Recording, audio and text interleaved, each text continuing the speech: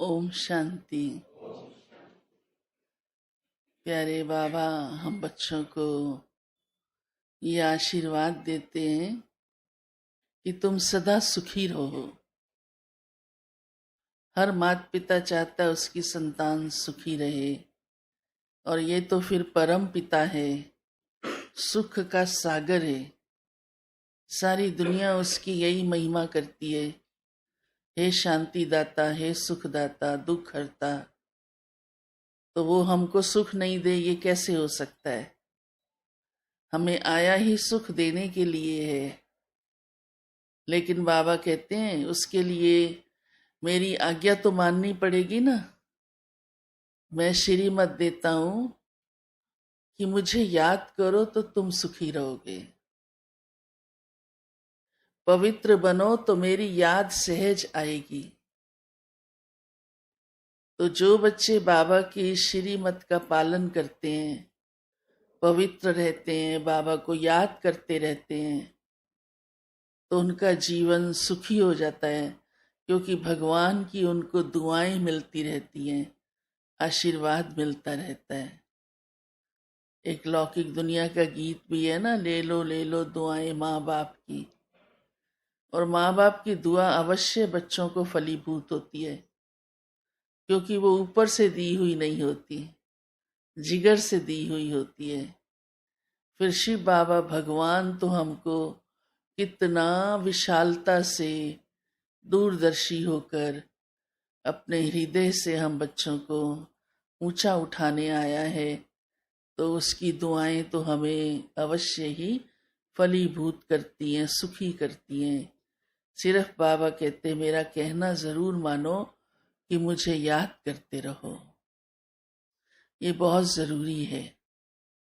उसके लिए आज बाबा ने कहा है कि याद तब सहज हो जाएगी जितना अशरीरी होते जाएंगे। ये शरीर का भान याद नहीं टिकने देता। इतने तक आज बाबा ने कहा है कि अगर रियल में ही हमारा अशरीरी होने का इतना अभ्यास है, तो आबू रोड तक भी पैदल चल सकते हैं माउंट से। देह का भान थका देता है ना थोड़ा। फिर आज का समय थोड़ा अलग है, शरीर की शक्ति नहीं है, वायुमंडल भी ऐसा है।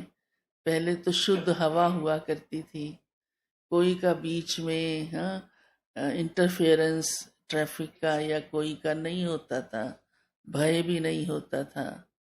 लेकिन फिर भी बाबा हम बच्चों को इसलिए ये बात कहते हैं कि ज्यादा से ज्यादा स्वयं को देह से न्यारी हूं मैं आत्मा, एकदम इस फीलिंग में कर्म करो।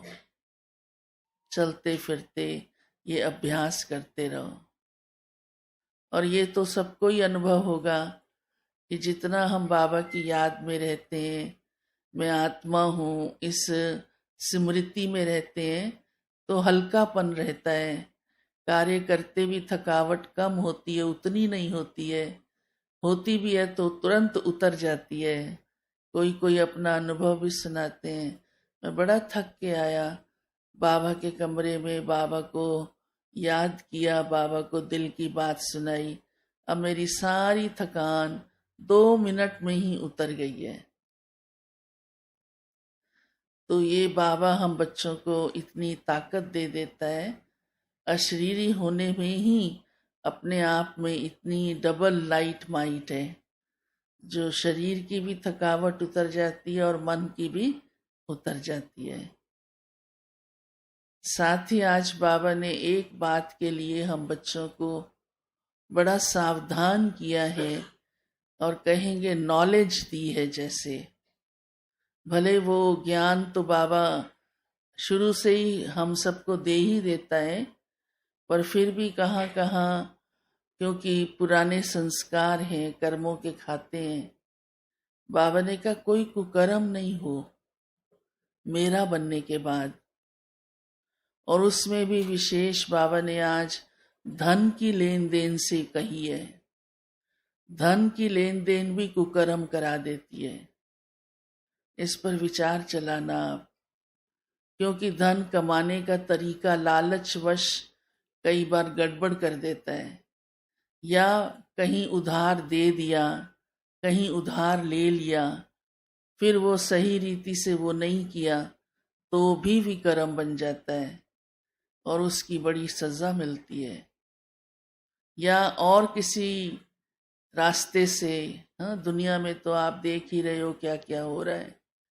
संबंधियों को मोहवश दे दिया तो आपका हिसाब किताब बन जाएगा, क्योंकि उन्होंने पतित खाते में लगाया, हाँ, किस कर्म में लगाया वो भी हिसाब किताब बन जाता है। यहाँ तक कि कई बार भिखारियों को भी देते हैं और वो आपके धन से शराब पी लेते हैं, तो आपका इतना मेहनत का कमाया हुआ धन किस खाते में गया। कई बार किसी पर तरस खा के संबंधियों को भी, उनको मकान खरीदना है, शादी करनी है, आपने दे दिया, उन्होंने उसको सही ढंग से खर्च नहीं किया, यहाँ तक कि झूठ भी बोल देते हैं, उतना खर्चा होता भी नहीं है, पर मांग के इकट्ठा कर लेते हैं, आप तरस खा के दे देते हो, तो वो भी बड़ा कड़ा विकर्म बन जाता है। ऐसे धन के कई कारण हैं जो बाबा ने तो कुकर्म कहा है, कुकर्म बन जाता है। तो ब्राह्मण होकर हमको इन सब बातों का बड़ा ध्यान रखना है, क्योंकि बाबा कहते हैं जब आप मेरे बन गए तो भक्ति में तो कितने जन्म आपने गाया, तन मन धन सब कुछ तेरा है, अब तो है ना उसका, या आपका है। तो जब उसका है तो मैं उसकी अमानत को क्या उसकी मर्जी के बिना खर्च कर सकती हूँ? उसकी श्रीमत के बिना किया तो नुकसान होगा ना। तो बाबा कहते हैं जब भगवान का है, ये कह दिया, ये आपका है, तो उसी के अनुसार ही उसे यूज करो। ऐसे किसी के मांगने से या किसी को मोहवश या कहीं नाम कमाने के कारण भी गलत उपयोग हो जाता है, ये भी कुकर्म बन जाता है। तो आज बाबा ने इस बात में सभी को बहुत सावधान किया है।